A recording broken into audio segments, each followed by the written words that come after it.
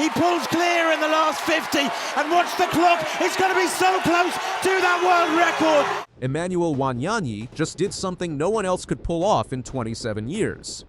On Friday, July 10th, he walked into Monaco, lined up for a race he had never run before, and broke a world record on the very first try.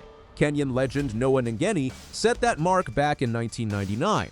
It didn't survive. Friday, July 10th in Monaco, the Hercules Diamond League meeting. Warm air off the Mediterranean stayed Louis II packed with fans. On the schedule sits an event most track fans forget even exists, the 1,000 meters. It is not run at the Olympics. It is not run at the World Championships. Most pro runners go their whole career without ever lining up for it. Monaco is basically the only place left on the entire Diamond League calendar that still runs this race at all. It was already shaping up to be a huge night, with jumpers, sprinters, and vaulters all chasing marks of their own. But nothing that happened all night would compare to what was about to unfold in the middle of the track. Before we get to the number, you need to know what Emmanuel Wanyonyi was chasing. Back in 1999, a young Kenyan runner named Noah Ngeny ran 2 minutes and 11.96 seconds in Rieti, Italy.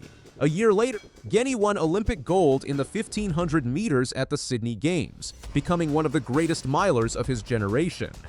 But that 1,000-meter time stuck around long after his career ended. It survived every Olympics since the year 2000. It survived every new generation of Kenyan runners that came through the sport. 27 years passed. Fast men tried the distance and walked away short. Nobody could touch it. Now here is the number you have been waiting for. Emmanuel Wanyonyi crossed the line in 2 minutes and 11.83 seconds. That is 0.13 seconds faster than Ngeny's mark. 0.13 of a second wiped out a record that had outlasted an entire generation of milers and half-milers. Here is the part that makes it even bigger. This was Wanyonyi's first time ever racing the 1,000 meters, not his personal best over the distance. His debut. To understand how wild that is, you need to know who Wanyonyi already is. He is only 21 years old, and he's already the reigning Olympic champion in the 800 meters, gold medal from Paris 2024. He is also the reigning world champion at that same distance. His personal best of 1 minute 41 makes him the joint second fastest 800-meter runner in history, tied with the legendary Wilson Kipketer. Only David Rudisha's world record from the London Olympics sits ahead of both of them. In other words, Wanyonyi was already one of the greatest half-milers who ever lived before he even touched the 1,000 meters.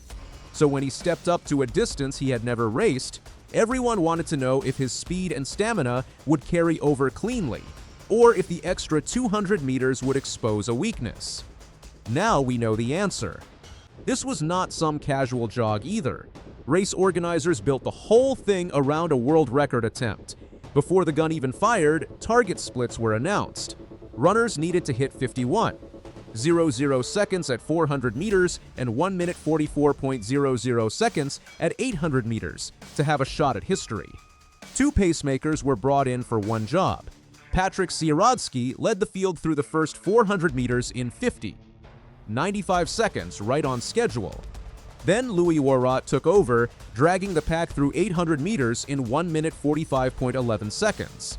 Both men had done their job and stepped off the track exactly as planned. Officially, World Athletics still lists the time with a small mark next to it, which means the record is pending final ratification. That is normal procedure for any new world record. Nobody in Monaco was waiting around for paperwork to celebrate. That left Wanyonyi alone, with one man breathing down his neck. Jake Whiteman, the 2022 world champion in the 1,500 meters, refused to let go.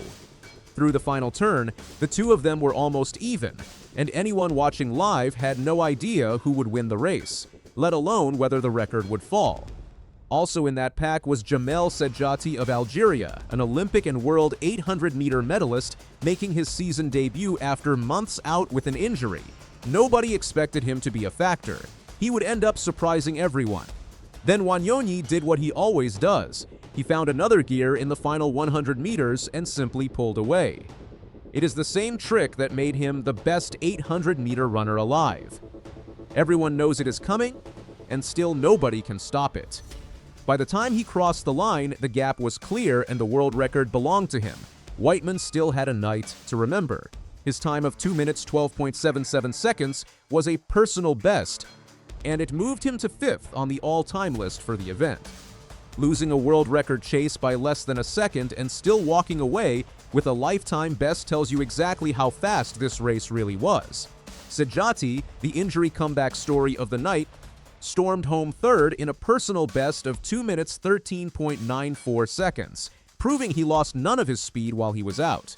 Great Britain's Ben Pattison finished 5th, and American Bryce Hoppel clocked 2 minutes 15.80 seconds, now the 5th fastest American ever at the distance.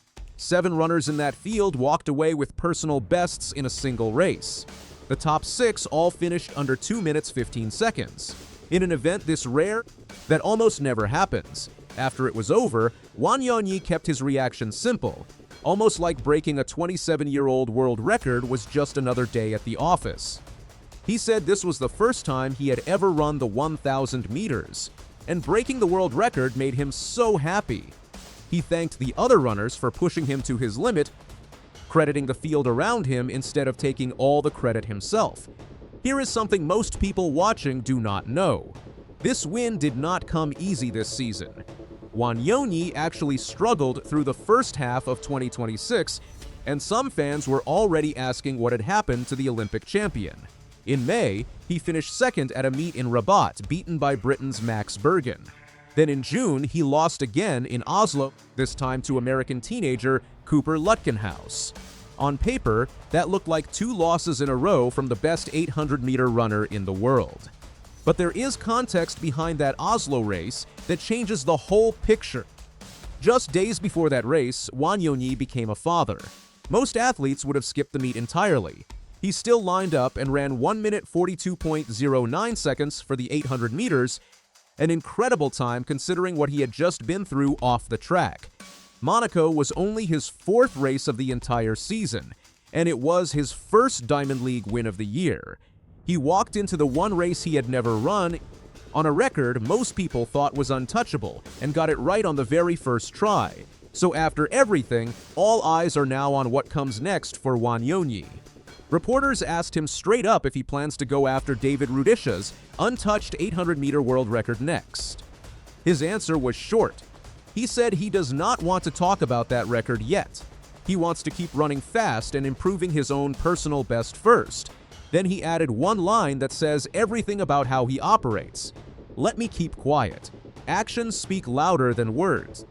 That is a dangerous thing to hear if you are anyone else racing the 800 or the 1,000 meters this year. Wanyonyi just walked into a distance he had never touched and broke a record that survived 27 years and an entire generation of runners who tried and failed before him. He did it without a full build-up, without a real training block for the distance, and only weeks after becoming a father.